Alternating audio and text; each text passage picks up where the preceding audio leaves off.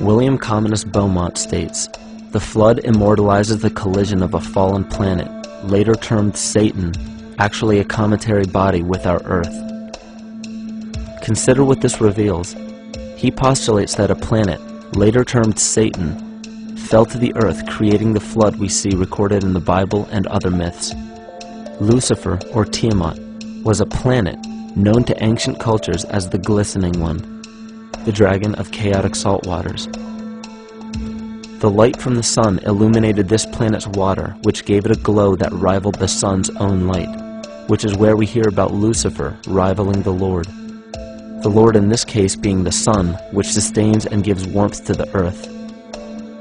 The planet Tiamat, or Lucifer, was destroyed by a cataclysmic event that hurled the watery planet to the abyss of the earth. In the book of Enoch, it reveals, "And behold, a star fell from heaven, and when it fell to earth, I saw how the earth was swallowed up in a great abyss." The myth of the Ute Indians states, "The sun was shivered into 1,000 fragments, which fell to earth, causing a general conflagration. Then Tawats fled before the destruction he had wrought. And as he fled, the burning earth consumed his feet, legs, body, hands, and arms, until at last, swollen with heat, the eyes of the god burst and tears gushed forth in a flood which spread over the earth, extinguishing the fire." This myth resembles the translation of the Enuma Elish by Stephanie Daly in her book Myth from Mesopotamia, which explains that Tiamat's eyes became the source of the Tigris and Euphrates rivers. As written in the book of Revelations, "And there was a war in heaven. Michael and his angels fought against the dragon, and the dragon and his angels fought back. The great dragon was hurled down, that ancient serpent called the devil, or Satan, who leads the whole world astray. He was hurled to the earth." The Roman mythology of Ovid gives the story of Phaeton, which happens to be another name given to the watery planet Lucifer, or Tiamat. This story reveals that Phaeton was a child of the sun and wished to become the sun for a day. Phaeton attempted this feat, and eventually Jove, who is also known as Marduk, destroyed Phaeton, sending him crashing to the earth in flames and put out by a tremendous flood of water from a river unseen before. The common theme we notice here is that of a saltwater planet, the great dragon, Lucifer, Tiamat, or Phaeton, was defeated and fell to the earth, and now dwells in the abyss known as Hell, giving us the outline of the story of Lucifer rising up against the Lord and being defeated and banished to rule the underworld. As we know, however, an outline is but a shell of a story. The inner meaning, the spirit of the myth, comes with a deeper understanding of the essence of each planet, not just the physical planet, but the conscious core, because we know now that the proportions and velocity of a planet gives them their own characteristic frequencies, which govern biological and behavioral patterns. These planets reflect the archetypal psychology of man. In ancient times, probably the most important field of research was the study of the heavens. Galactic bodies and their movement through the sky were known to be symbolic of the inner faculties within human consciousness.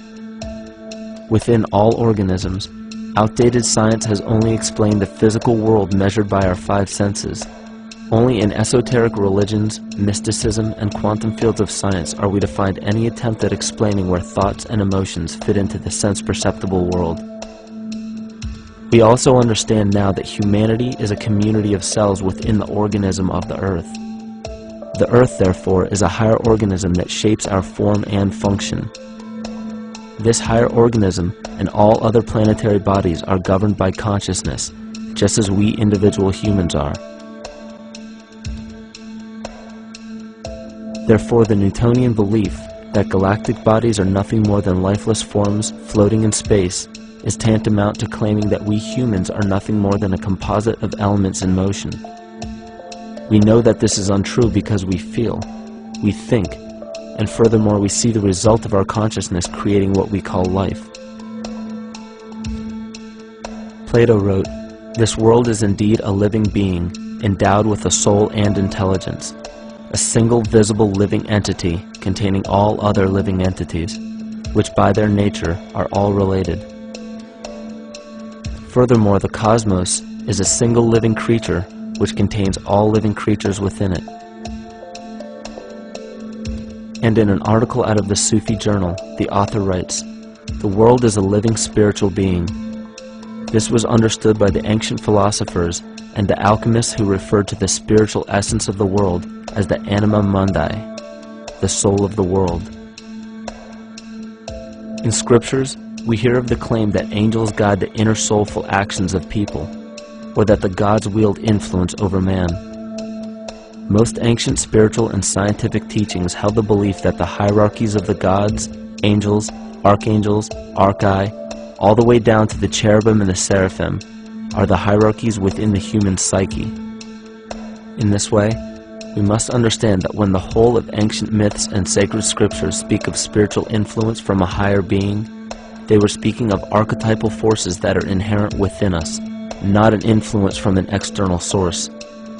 This is where we begin to see the relevance of astrology as an ancient form of science that resurfaced in the 19th and 20th centuries under the name of psychology. Friedrich Nietzsche even stated, "As long as you still experience the stars as something above you, you still lack a viewpoint of knowledge." This is astropsychology and maps the inner faculties of the psyche. In pre-Christian times, there were schools known today as the mystery schools or the mystery religions. The messages encoded in the scriptures and ancient archaeology came from adepts of spiritual science. The intent was to teach the initiates the deeper meaning of these myths. What became later termed as Lucifer, Satan, or the devil was representative of the ego, which rivals the Lord, the representative of the self. The true self is the epicenter of a person's entire being. It is the total sum of everything that we are.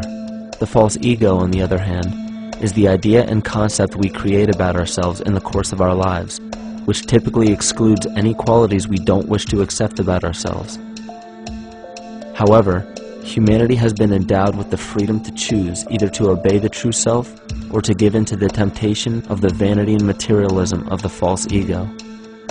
This is the most notable trait that separates man from animal: our freedom of choice, the choice to follow our concepts and ideals or our natural impulses, the choice to sustain nature or to destroy it.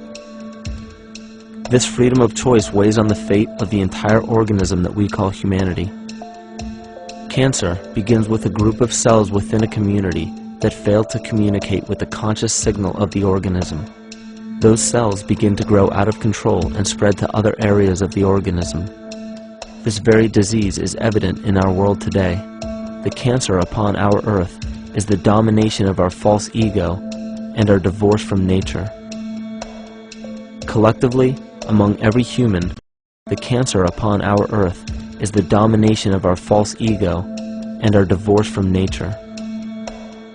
Collectively, among every human, vanity leads to segregation and competition. Competition leads to fear and greed.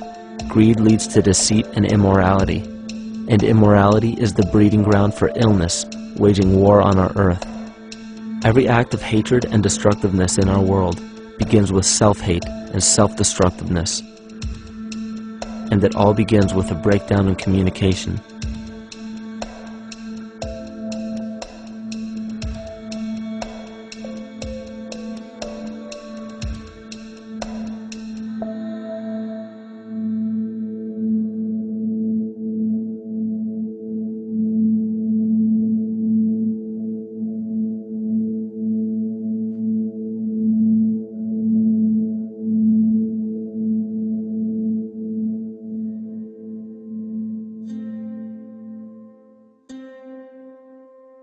In nature, all that we perceive with our five senses is a result of two fundamental principles.